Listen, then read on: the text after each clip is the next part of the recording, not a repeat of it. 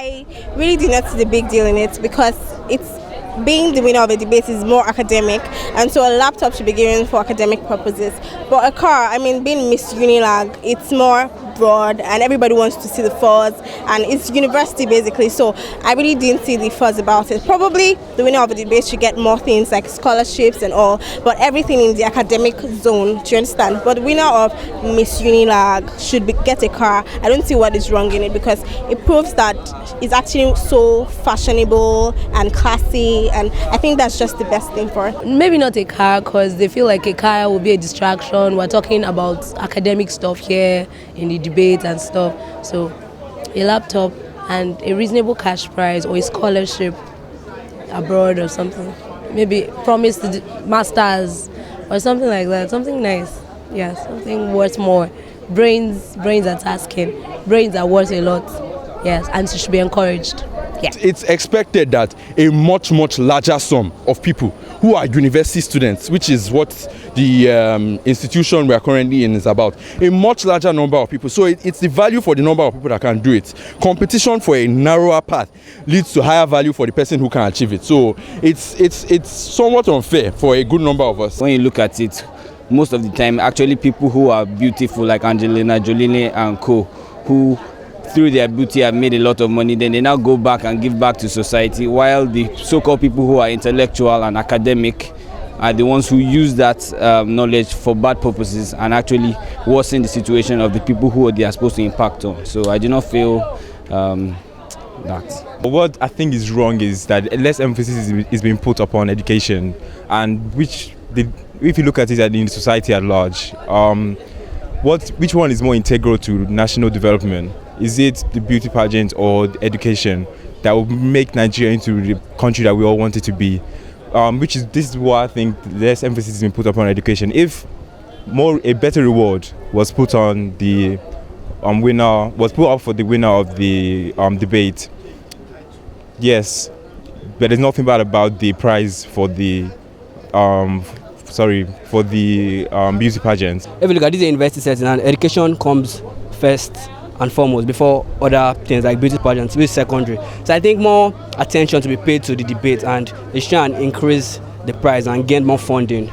It's a portray and encourage more people to participate in debate, which is one of the things we are in school for. I feel that they are both relevant competitions in their own rights, a beauty pageant and a university debate, and they both deserve acclamations in their own rights. So if it were the same organization that gave somebody 100,000 for a debate and gave somebody a car, I would have said, okay, it's a bit absurd. But if it's different competitions, there are different bodies to represent different things. So I think both of them are fair in their own rights.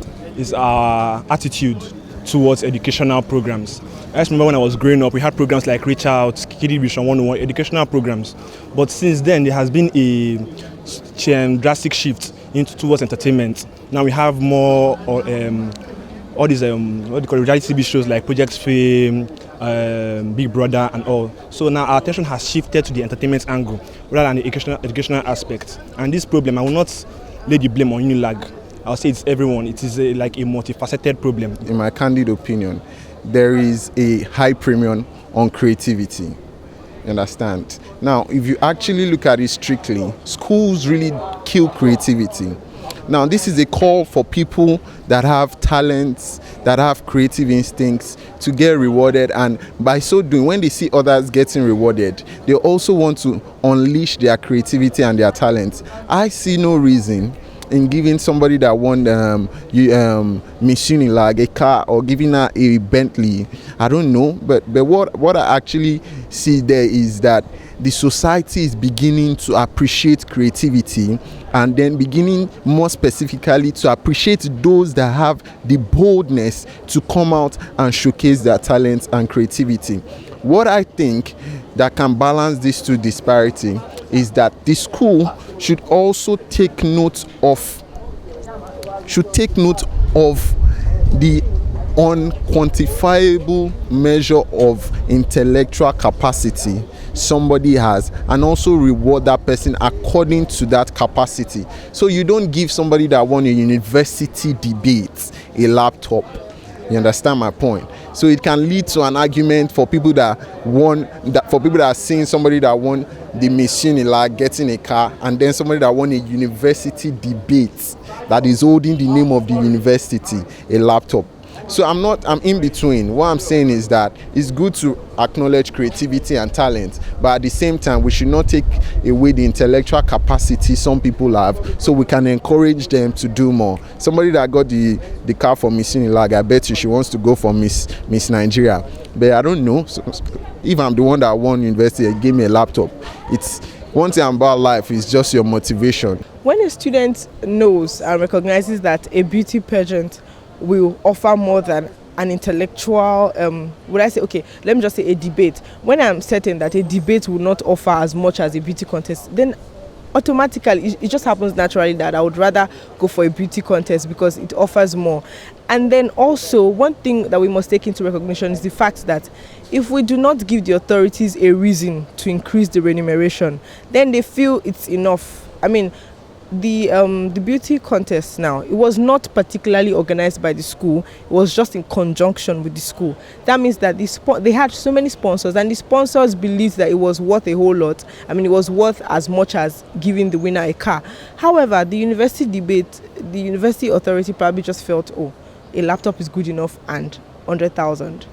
And then when students even turn up for the event, how many students come and watch the university debate?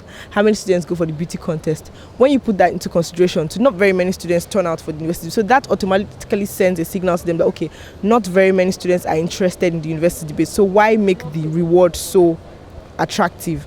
But again, on another hand, I think that if the reward is very attractive, it will encourage students to partake in such events. For instance, if a university debate will yield a car, why wouldn't I want to go for it? But imagine that it was a beauty contest that would offer 100,000 and a laptop. Probably nobody would go for it, and everybody would want to partake in debate.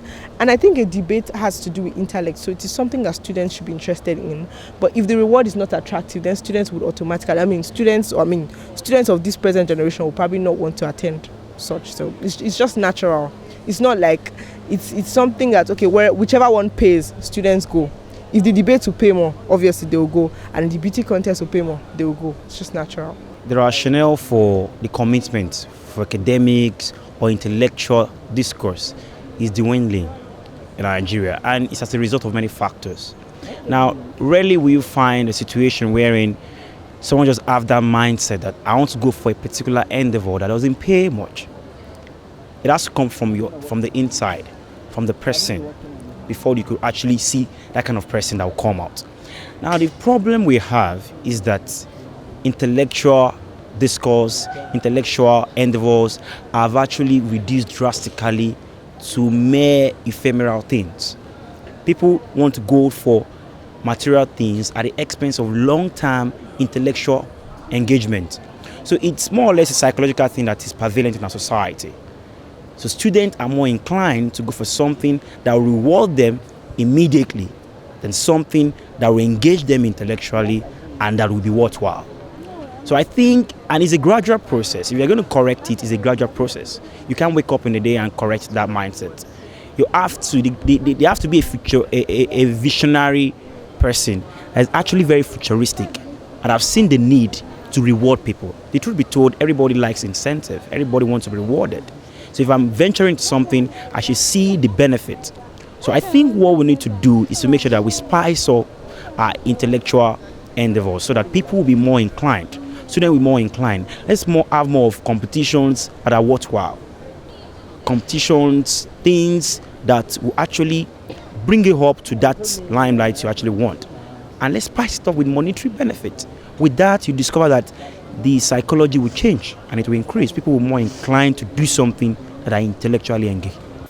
That's what operates in society generally. So when we now come to the university environment, should we allow the same thing to operate? The creative arts students, to them, music is what the aim thing. Music is what they do. Music, you have as much reward as someone that is studying law. The fact that you read your books and you know the law, I should earn as much from my music. So it's a matter of balancing the interest. But when the school seeks to promote a program within an academic environment, we're now looking at when you're promoting a program that is purely social and when you're promoting a program that is academic in nature, which one should have a better incentive? Which one should the incentive be more? should the academic one outweigh the social one?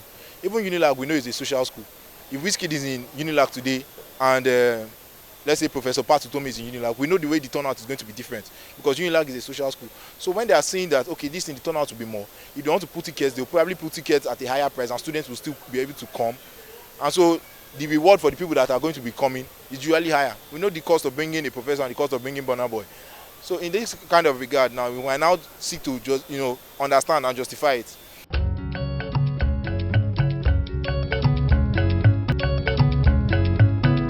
Wọ́n bá ṣẹ́ níwájú.